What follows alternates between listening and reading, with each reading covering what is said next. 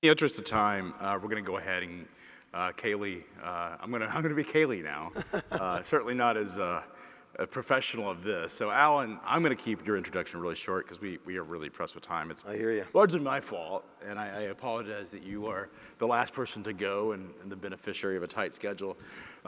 You have played a number of roles in the market. I think sort of before you entered in retirement, you were the chief commercial officer of UPS. You did the Coyote deal. So you've worked through all aspects of this organization. And then recently, a couple years ago, you joined as a member of the 8VC Venture Capital organization. You also sit on a number of boards, OTR Capital being one of those that is a major participant in this market, particularly for all the sort of trends around brokerage and all the stuff that's happening there. So you're seeing all aspects of it. Tell us, what is the state of the freight market right now? Well, that's a really interesting question. Obviously, we're in a down cycle, right? And I think it's exasperated by the up cycle we had with COVID, right? And I think that because of that, it's made this down cycle seem even worse than it really is, right? And a few of your other guests up here. I think it was the fellow from Flock Freight said, "Hey, we've been through this before," right?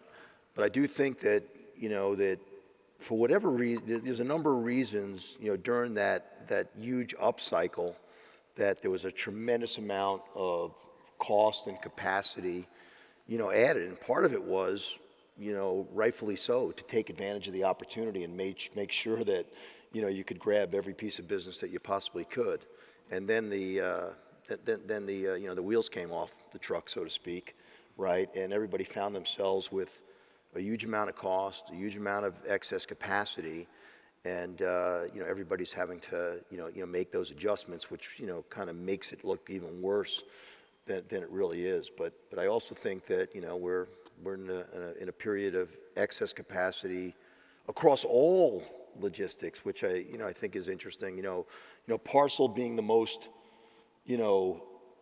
non-cyclical or least cyclical of the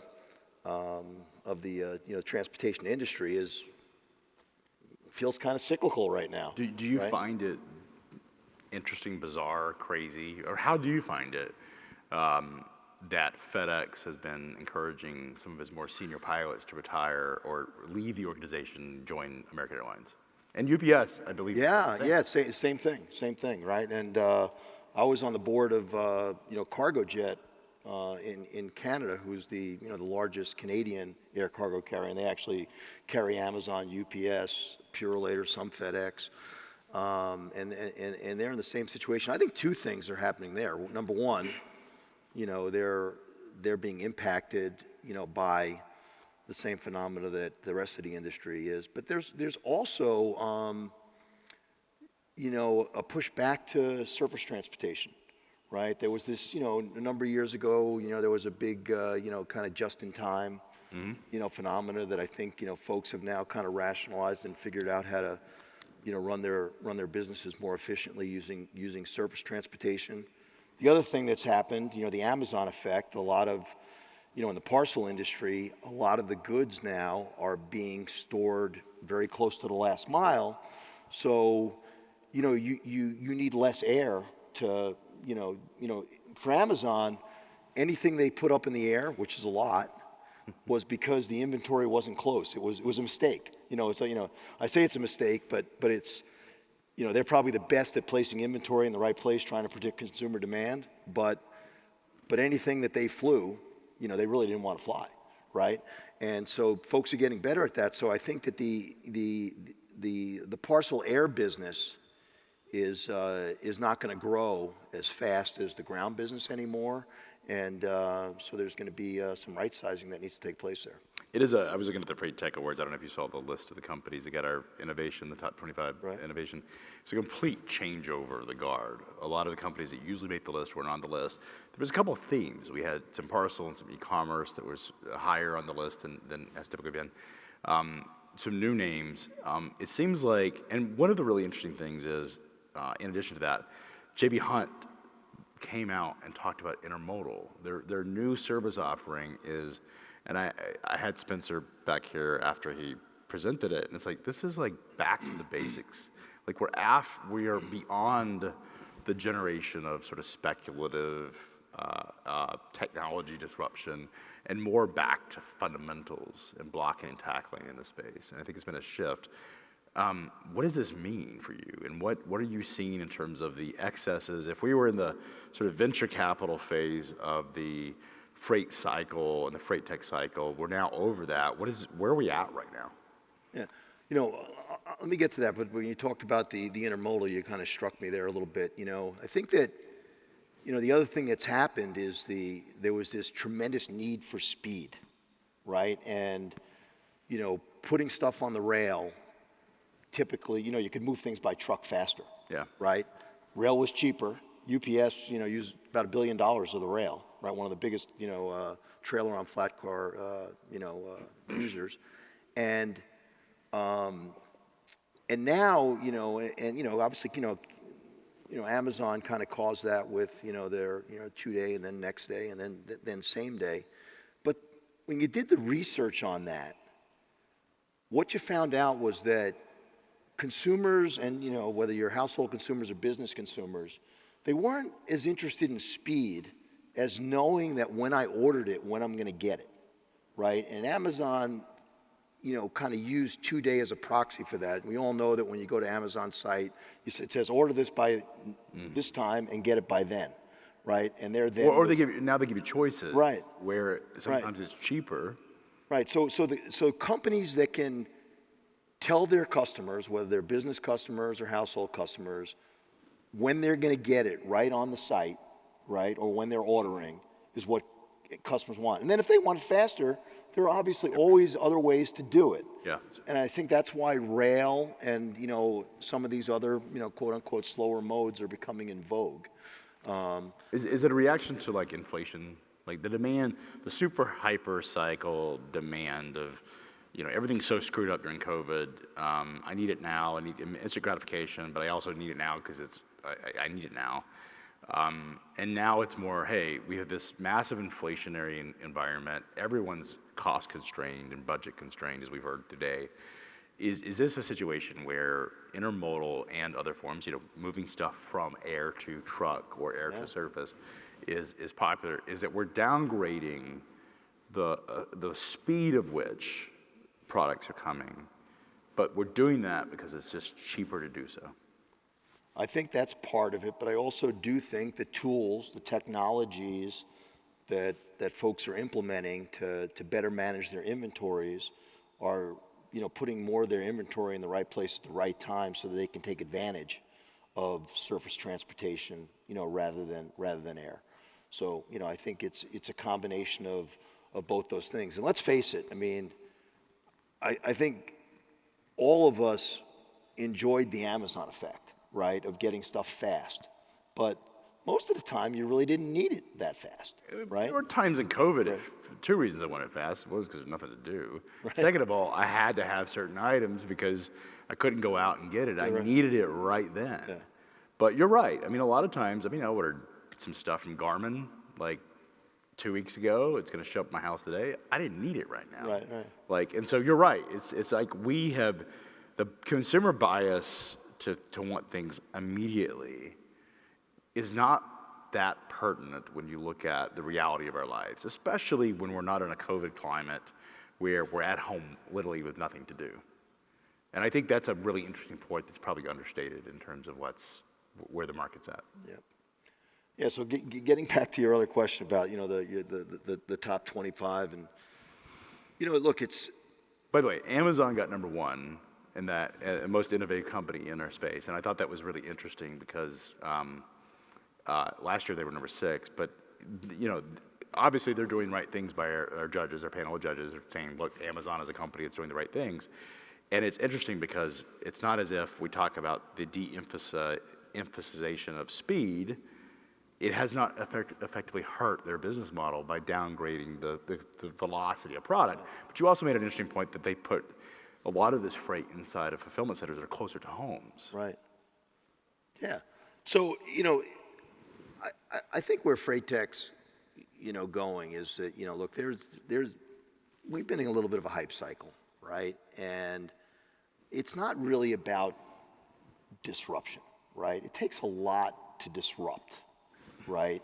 And when you think about some of the things that, in one of your other sessions, you're talking about visibility, right? Well, visibility kind of outside of Parcel, was kind of non-existent a few years ago. So you weren't disrupting anything. MacroPoint came in, then P44 and Four Kites.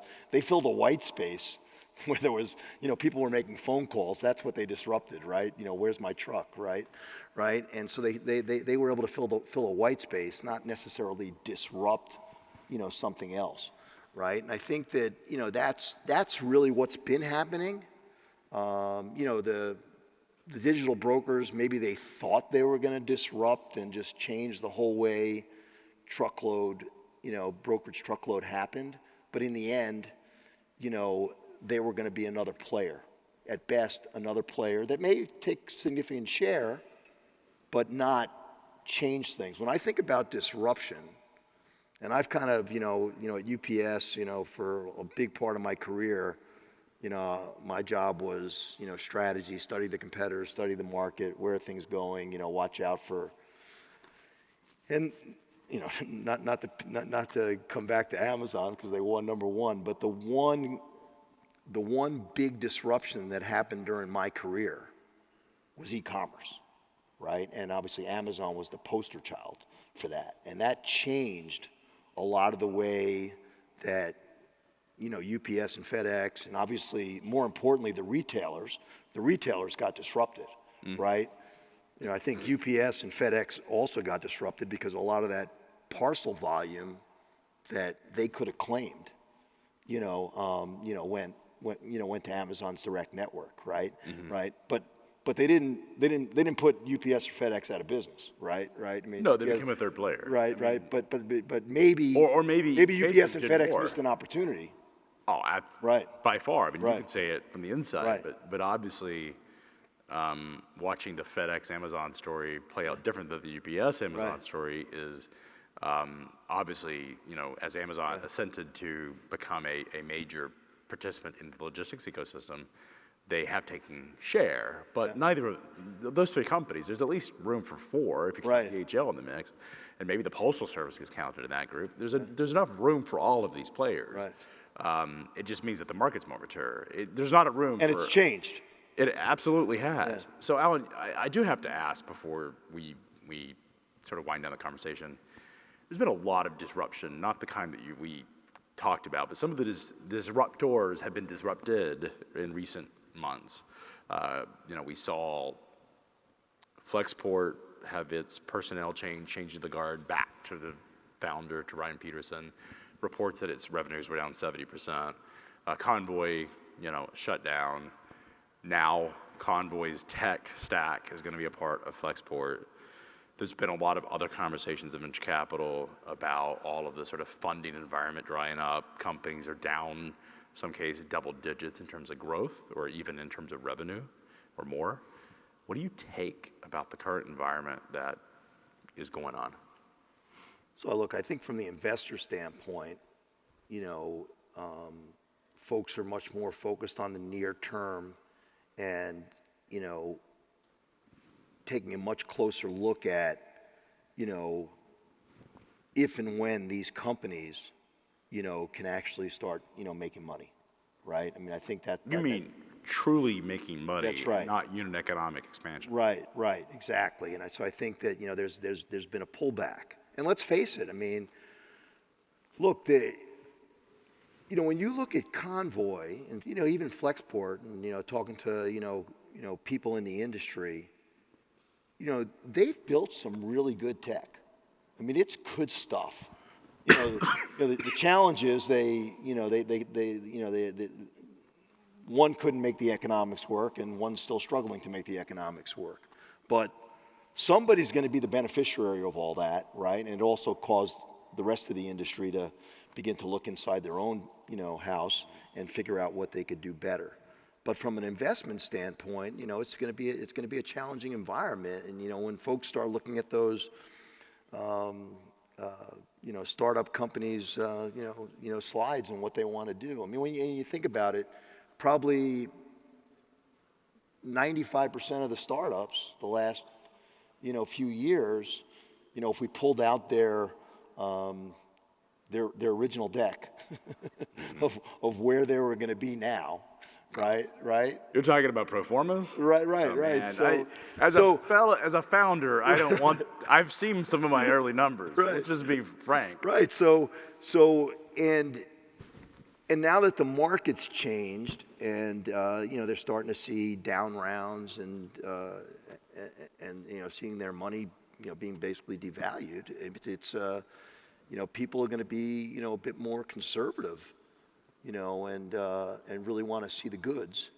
I think studying the concept a little bit deeper than the way we were spreading around money before. The dreamers and all of this. So the dream of the business is different than the reality.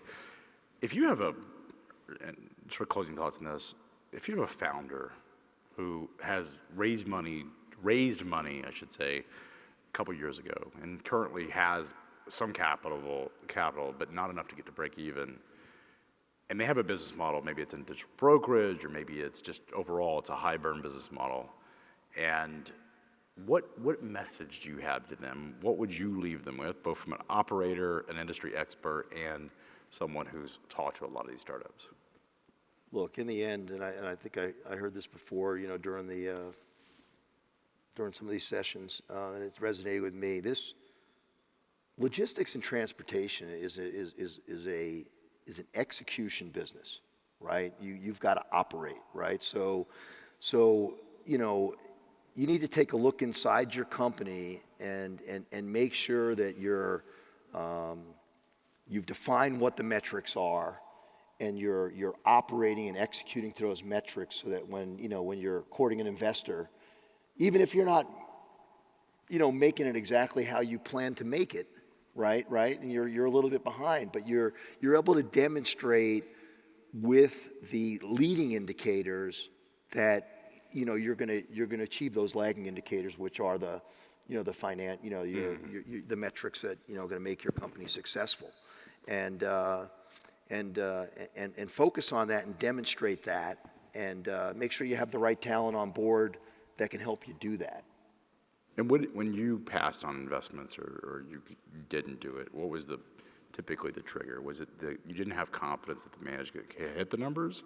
Is that pretty much the foundational? Yeah, I think so. Yeah, I mean, look, there are a lot of great ideas, right? But to take an idea and make it a reality, you need more than an idea, right? And look, there's a lot of smart people, but I think they've got to make sure, again, like they've got the talent on board that can help drive that, and it'll be a little bit of a zigzag. I get that part, right? But we got to see the line going in the right direction, and see daylight, or be able to envision it, if it's really early stage. Well, Alan, so appreciate it so much. We'll have to continue this conversation at some point in the future. But thank you so much. All right, thank you.